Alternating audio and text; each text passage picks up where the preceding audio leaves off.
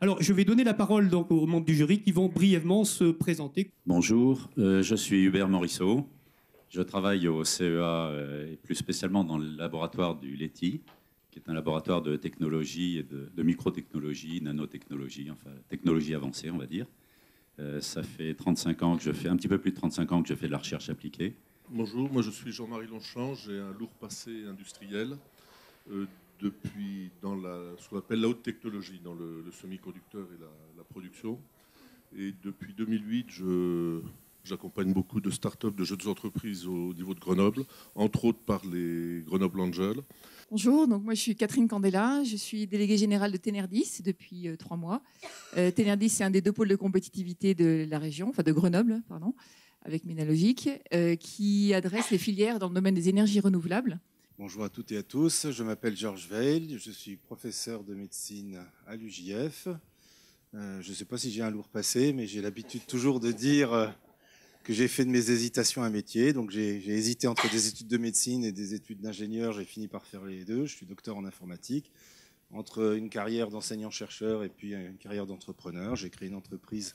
Bonjour, Yannick Brussetti, je suis juriste à l'INPI, l'Institut national de la propriété industrielle, qui a une antenne sur Grenoble. Voilà. Eh bien, nous allons démarrer les présentations. Alors, comment fonctionne notre filtre? Alors, le prototype, l'idée géniale que nous avons eue est là. Hein. Le reste sont quelques petites améliorations que je vais maintenant vous présenter. Donc, vous avez tout d'abord, donc ceci est le schéma. Vous avez tout d'abord une cellule confinée. Alors, on n'en est pas encore sur les bulles, hein, mais vous avez une cellule confinée dans laquelle sont produits les anticorps par des bactéries.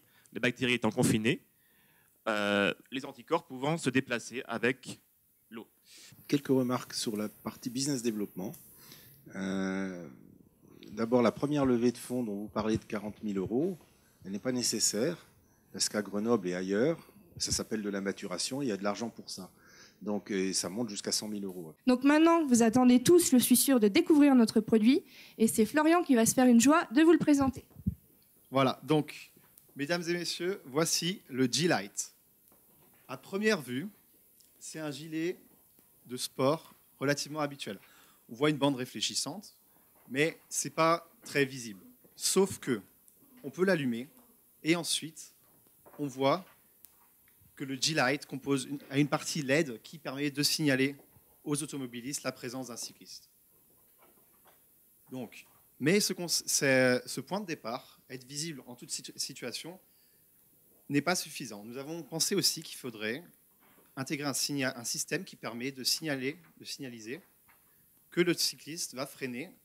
Et donc, en se basant là-dessus, on a développé avec le capteur, en embarquant des capteurs dans notre G-Lite, un système qui permet de, dès qu'il y a une décélération, automatiquement lancer le voyant de freinage.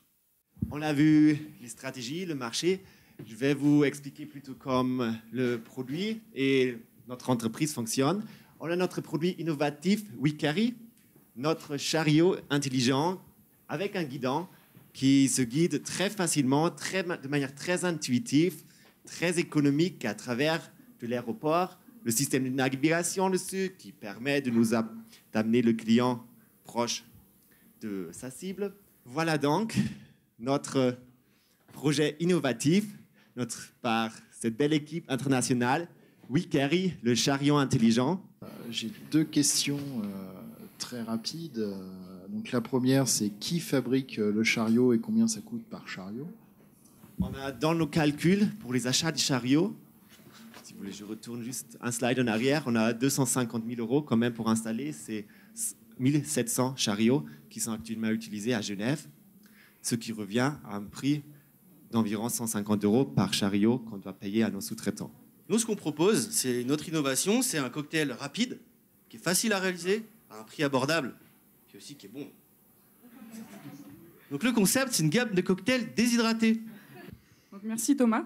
Donc après avoir eu cette idée lumineuse, on a décidé d'étudier en fait la faisabilité d'un tel projet et on s'est rendu compte que c'est tout à fait possible.